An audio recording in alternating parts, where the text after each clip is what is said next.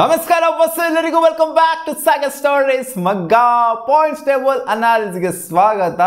ಈ T20 world cup almost ಎಲ್ಲ ಟೀಮ್ಗಳದ್ದು ಒಂದೊಂದು ಮ್ಯಾಚ್ ಕಂಪ್ಲೀಟ್ ಆಗಿದೆ, ಕೆಲವು ಟೀಮ್ದು 2 ಮ್ಯಾಚ್ ಕೂಡ ಕಂಪ್ಲೀಟ್ ಆಗಿದೆ.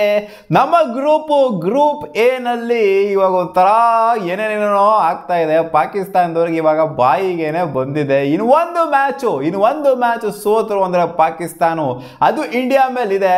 ಇವಾಗ ಹೆಂಗಿತ್ತು ಅಂತ ಅಂದ್ರೆ most favourites team to qualify ಯಾವುದು ಅಂತಂದ್ರೆ ಅದು ಇಂಡಿಯಾ ಮತ್ತೆ ಪಾಕಿಸ್ತಾನ. ಗ್ರೂಪ್ ಎ ಇಂದ ನಿಮಗೆ ಗೊತ್ತಿರೋ ಹಾಗೆ ಟಾಪ್ 2 ಟೀಮ್ಸ್ ಸೂಪರ್ 8ಗೆ ಕ್ವಾಲಿಫೈ ಆಗ್ತಾರೆ ಪ್ರತಿಯೊಂದು ಗ್ರೂಪ್ ಇಂದನೂ. ಸೊ ಇಲ್ಲಿ ಪಾಕಿಸ್ತಾನ್ಗೆ USA ಆಫ್ ಇಟ್ಟಿರೋದ್ರಿಂದ ಪಾಕಿಸ್ತಾನಿಗೆ ಇವಾಗ ಇಂಡಿಯಾ ಮೇಲೆ ಗೆಲ್ಲೇಬೇಕಾದಂತ ಅನಿವಾರ್ಯತೆ ಇದೆ. ಇವಾಗ ಪಾಯಿಂಟ್ಸ್ ಟೇಬಲ್ ಗ್ರೂಪ್ ಏದು ನೋಡ್ತಾ ಇರ್ಬೋದು ನೀವು ಯಾವ ತರ ಇದೆ ಅಂತ. USA straight away at the top, 2 match ಗೆಲ್ಲೋದ್ರ ಮೂಲಕ ಇನ್ನ ಒಂದು ಮ್ಯಾಚ್ ಅವರು ಗೆದ್ರೆ ಸಾಕು ಮಗ, ಇನ್ನೊಂದು ಮ್ಯಾಚ್ ಗೆದ್ರೆ ಸಾಕು, ಅವ್ರು ಆರಾಮಾಗಿ ಕ್ವಾಲಿಫೈ ಆಗುವಂತ ಸಾಧ್ಯತೆ, ಎಲಿಜಿಬಿಲಿಟಿ ತಗೊಂಡ್ಬಿಡ್ತಾರೆ ಹಂಗೇನೆ. ಯಾಕಂದ್ರೆ ರನ್ ರೇಟ್ ಕೂಡ ಪಾಸಿಟಿವ್ ಆಗಿದೆ. ಇವಾಗ ಐರ್ಲೆಂಡ್ ಮೇಲೆ 1 ಮ್ಯಾಚ್ ಗೆದ್ರು ಅಂದ್ರೆ ಸಾಕು. ಇವಾಗ ಪಾಕಿಸ್ತಾನ್ಗೆ ಹೊಡೆದ್ರೆ ಅಂತಂದ್ರೆ ಇವ್ರು ಐರ್ಲೆಂಡ್ಗೆ ಏನೋ ಹೊಡೆಯಕ್ ಆಗೋದಿಲ್ಲ ಅಂತ ಹೇಳಕ್ ಆಗೋದಿಲ್ಲ, ಪಕ್ಕ ಅವ್ರು ಹೊಡಿತಾರೆ ಅಂತ ನಂಗೆ ಅನ್ನಿಸ್ತಾ ಇದೆ. ಐರ್ಲೆಂಡ್ಗೂ ಕೂಡ ನೋಡಿ ಯಾವ ತರ ಬೌನ್ಸ್ ಬ್ಯಾಕ್ ಆಗಿದ್ದಾರೆ, ಯಾವ ತರ ಕಮ್ ಬ್ಯಾಕ್ ಮಾಡಿದ್ದಾರೆ ಅಂತ. USA ಅವ್ರ ಅಜ್ಜಿ ಎಲ್ಲೂ ಇಲ್ವೇ ಇಲ್ಲ ಈ ತರ ಟೀಮ್. ಅಜ್ಜಿ ಅಸೋಸಿಯೇಟ್ ನೇಷನ್ ಆಗ್ಬಿಟ್ಟು ಬಂದ್ಬಿಟ್ಟು 2 ಮ್ಯಾಚ್ನ ಗೆದ್ಬಿಟ್ಟು ಕಾಂಪಿಟೇಷನ್, ಪಾಕಿಸ್ತಾನ ಅಂತ ಟೀಮ್ಗೆ ಕಾಂಪಿಟೇಷನ್ ಕೊಡ್ತಾ ಇದ್ದಾರೆ ಅಂತಾನೆ. ಇನ್ಫ್ಯಾಕ್ಟ್ ಇಂಡಿಯಾಗೂ ಕೂಡ ಕಾಂಪಿಟೇಷನ್ ಕೊಡ್ತಾ ಇದ್ದಾರೆ ಅಂತಾನೆ. ಇದು ಮೆಚ್ಕೊಳ್ಳೇಬೇಕು. ಇಂಡಿಯಾ ಈಗ 2ನೇ ಪೊಸಿಷನ್ ಇದ್ದಾರೆ, ಯಾಕಂದ್ರೆ 1ನೇ ಮ್ಯಾಚ್ ಕಂಪ್ಲೀಟ್ ಆಗಿದೆ. ನಮ್ದು ರನ್ ರೇಟ್ ಸಿಕ್ಕಾಪಟ್ಟೆ ಪಾಸಿಟಿವ್ ಆಗಿದೆ.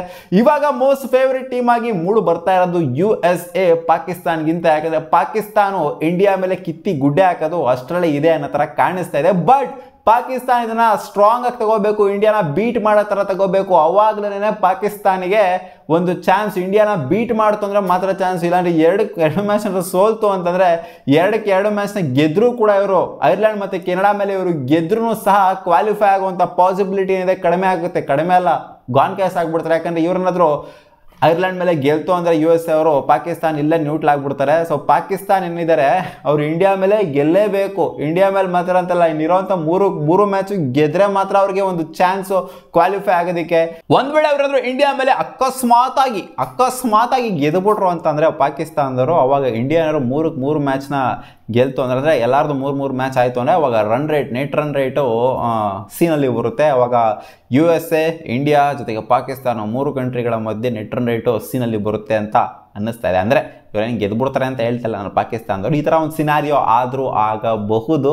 ನೋಡೋಣ ಏನಾಗುತ್ತೆ ಅಂತ. ಒಟ್ಟಿನಲ್ಲಿ ಪಾಕಿಸ್ತಾನಿಗಂತೂ ಟಫ್ ಆಗಿ ಕಾಣಿಸ್ತಿದೆ. ಇವಾಗ ಮೋಸ್ಟ್ ಫೇವ್ರೇಟ್ ಇರೋದು USA ಮತ್ತು ಇಂಡಿಯಾ ಕ್ವಾಲಿಫೈ ಆಗೋದಕ್ಕೆ. ಕಾದು ನೋಡೋಣ ಏನಾಗುತ್ತೆ ಅಂತ. ಇನ್ನು ಗ್ರೂಪ್ ಬಿ ವಿಚಾರಕ್ಕೆ ಬಂತು ಅಂದರೆ ಸ್ಕಾಟ್ಲ್ಯಾಂಡು 1 ಮ್ಯಾಚ್ನ ಆಡಿ ಗೆದ್ದಿದ್ದಾರೆ. 1 ಮ್ಯಾಚ್ ಮಳೆಯಿಂದ ಬೇರೆ ನಿಂತೋಗಿದೆ. ಈ ಒಂದು ಗ್ರೂಪಲ್ಲಿ ಮೋಸ್ಟ್ ಫೇವ್ರೇಟ್ಸ್ ಇರೋದು ಕ್ವಾಲಿಫೈ ಆಗೋದಕ್ಕೆ ಅದು ಆಸ್ಟ್ರೇಲಿಯಾ ಮತ್ತು ಇಂಗ್ಲೆಂಡು. ಸೊ ಇದು ಒಂಥರ ನ್ಯೂಟ್ರಲ್ ಆಗೇನೆ ಸಾಕ್ತಿದೆ. ಇನ್ನು ಇವಾಗಲೇ ಡಿಸೈಡ್ ಮಾಡೋದಕ್ಕೆ ಆಗೋದಿಲ್ಲ ಈ ಗ್ರೂಪ್. ಯಾಕಂದರೆ 1 ಮ್ಯಾಚ್ ಆಗಿದೆ ಅಷ್ಟು ಆಸ್ಟ್ರೇಲಿಯಾದು, ಜೊತೆಗೆ ಇಂಗ್ಲೆಂಡ್ 1 ಮ್ಯಾಚ್ ಬಂದ್ಬಿಟ್ಟು ನಿಂತೋಗಿದೆ, ಮಳೆ ಬಂದ್ಬಿಟ್ಟು ನಿಂತೋಗಿದೆ. ಸೊ ಅದರಿಂದ ಇಲ್ಲಿ ಒಂಥರ ಕನ್ಕ್ಲೂಷನ್ಗೆ ಬರೋಕ್ಕಾಗ್ತಿಲ್ಲ. ನಮ್ಮ ಗ್ರೂಪ್ ಎ ಥರ ಕನ್ಕ್ಲೂಷನ್ಗೆ ಇವಾಗಲೇನೂ ಬರೋಕ್ಕಾಗಲ್ಲ. ಬಟ್ ಆದರೂ ಮೋಸ್ಟ್ ಫೇವ್ರೇಟ್ಸ್ ಹೇಳ್ತಾ ಇದ್ದೀನಿ. ನಂಬರ್ ಸಿ, ಗ್ರೂಪ್ ಸಿ ಅಲ್ಲಿ ಮೋಸ್ಟ್ ಫೇವ್ರೇಟ್ಸ್ ಇರೋದು ನ್ಯೂಜಿಲ್ಯಾಂಡ್ ಮತ್ತು ವೆಸ್ಟ್ ಇಂಡೀಸ್ ಆರ್ ಅಫ್ಘಾನಿಸ್ತಾನ್ ಅಂತ ಹೇಳಬೇಕು. ಅಫ್ಘಾನಿಸ್ತಾನ್ 1 ಮ್ಯಾಚ್ ಆಲ್ರೆಡಿ ಗೆದ್ದಿದ್ದಾರೆ, ವೆಸ್ಟ್ ಇಂಡೀಸ್ ಕೂಡ 1 ಮ್ಯಾಚ್ನ ಗೆದ್ದಿದ್ದಾರೆ. ಇನ್ನು ನ್ಯೂಜಿಲ್ಯಾಂಡ್ 1 ಮ್ಯಾಚ್ನೂ ಸಹ ಆಡಿಲ್ಲ. ಸೊ ಇಲ್ಲಿ ಟಫ್ ಇದೆ ಅಂತ ಅನ್ನಿಸ್ತಾ ಇದೆ ಸ್ವಲ್ಪ. ಏನು ಬೇಕಾದ್ರೂ ಆಗ್ಬೋದು ಇಲ್ಲಿ. ನ್ಯೂಜಿಲ್ಯಾಂಡ್ ಕ್ವಾಲಿಫೈ ಆಗ್ಬೋದು, ಅಫ್ಘಾನಿಸ್ತಾನ್ ಕ್ವಾಲಿಫೈ ಆಗ್ಬೋದು, ವೆಸ್ಟ್ ಇಂಡೀಸ್ ಕ್ವಾಲಿಫೈ ಆಗ್ಬೋದು, ಯಾರು ಬೇಕಾದ್ರೂ ಕ್ವಾಲಿಫೈ ಆಗ್ಬೋದು.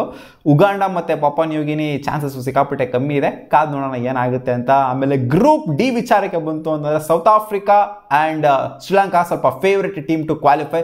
ಶ್ರೀಲಂಕಾ ಬೇರೆ ಫಸ್ಟ್ ಮ್ಯಾಚು ಅಜೀಬಾಗಿ ಸೋತಿರೋದ್ರಿಂದ ಯಾರು ಕ್ವಾಲಿಫೈ ಆಗ್ತಾರೆ ಅಂತ ಹೇಳೋಕ್ಕಾಗಲ್ಲ. ಬಾಂಗ್ಲಾದೇಶ್ ಬೇರೆ ಇನ್ನೂ 1 ಮ್ಯಾಚ್ನೂ ಸಹ ಆಡಿಲ್ಲ. ನೆದರ್ಲ್ಯಾಂಡ್ ಆ್ಯಂಡ್ ನೇಪಾಳ್ ಬೇರೆ 1 ಮ್ಯಾಚ್ನಾಗ ಗೆದ್ದಿದ್ದಾರೆ. ನೇಪಾಳ್ ಸೀನಲ್ಲಿರೋದಿಲ್ಲ, ನಮಗೆ ಗೊತ್ತು, ಅಷ್ಟೊಂದಿನ ಅವರು ಹೆವಿ ಆ್ಯಂಡ್ ಫೇವ್ರೇಟ್ಸ್ ಏನಲ್ಲ ಅಂತ. ಸೊ ಕಾದು ನೋಡಬೇಕು. ಒಟ್ಟಿನಲ್ಲಿ ಪಾಕಿಸ್ತಾನ ಏನಿದೆ ಗ್ರೂಪ್ ಸ್ಟೇಜಲ್ಲೇ ಎಕ್ಸಿಟ್ ಆಯಿತು ಅಂತಂದರೆ ಇವ್ರು ಏನು ಡ್ರಿಲ್ಗಳು ಅದು ಇದು ಎಲ್ಲ ಮಾಡ್ಕೊಂಬಂದ್ರು, ಆರ್ಮಿ ಜೊತೆ ಹೋಗಿ ಏನೇನೋ ಮಾಡ್ಕೊಂಬಂದ್ರಲ್ಲ. ಸೊ ಅದೆಲ್ಲ ಈ ನೀರಲ್ಲಿ ಹೋಮ ಮಾಡ್ದಂಗೆ ಇರುತ್ತೆ ಅಷ್ಟೇ. ಅವರು ಮೇಯ್ನಾಗಿ ಅವ್ರ ಫೀಲ್ಡಿಂಗ್ನ ಸುಧಾರಿಸ್ಕೋಬೇಕು ಪಾಕಿಸ್ತಾನದವರು.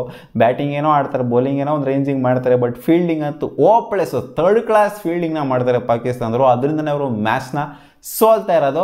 ಇಂಡಿಯಾ ಮೇಲೂ ಕೂಡ ಅದನ್ನೇ ಮಾಡ್ತಾರೆ. ಇಂಡಿಯಾ ಮೇಲೆ ಸೋಲ್ತು ಅಂದರೆ ಇವರು ಗಾನ್ ಕೇಸ್ ನನ್ನ ಪ್ರಕಾರ. ಐರ್ಲೆಂಡ್ ಮೇಲೆ USA ಇವಾಗಿರೋ ಫ್ಲೋ ನೋಡ್ತು ಅಂತಂದರೆ 100% ಹೊಡೆಯೋ ಥರನೇ ಕಾಣಿಸ್ತಾ ಇದೆ. 3-3 ಮ್ಯಾಚ್ ಗೆಲ್ತು ಅಂದರೆ ಪಾಕಿಸ್ತಾನದವರು 2 ಮ್ಯಾಚ್ನ ಗೆದ್ರು ಸಹ ಕ್ವಾಲಿಫೈ ಆಗೋದಿಲ್ಲ. ಗ್ರೂಪ್ ಸ್ಟೇಜಲ್ಲೇ ಎಕ್ಸಿಟ್ ಆಗುವಂಥ ಮುಖಭಂಗನ ಪಾಕಿಸ್ತಾನ ಅನುಭವಿಸುತ್ತೆ. ನಾನು ಬೇರೆ ಪಾಕಿಸ್ತಾನ ಕ್ವಾಲಿಫೈ ಆಗುವಂಥ ಸಿನಾರಿಯೋ ಸೂಪರ್ 8 ಅಲ್ಲ, ಸೆಮಿಫೈನಲ್ಗೆ ಬಂದ್ಬಿಡ್ಬೋದು ಅನ್ನೋ ಥರ ಪ್ರಿಡಿಕ್ಷನ್ ಆಗಿ ಕೊಟ್ಟಿದ್ದೆ. ಸೌತ್ ಆಫ್ರಿಕಾ ಅವ್ರು ಪಾಕಿಸ್ತಾನ ಬರಬಹುದು ಅಂತ.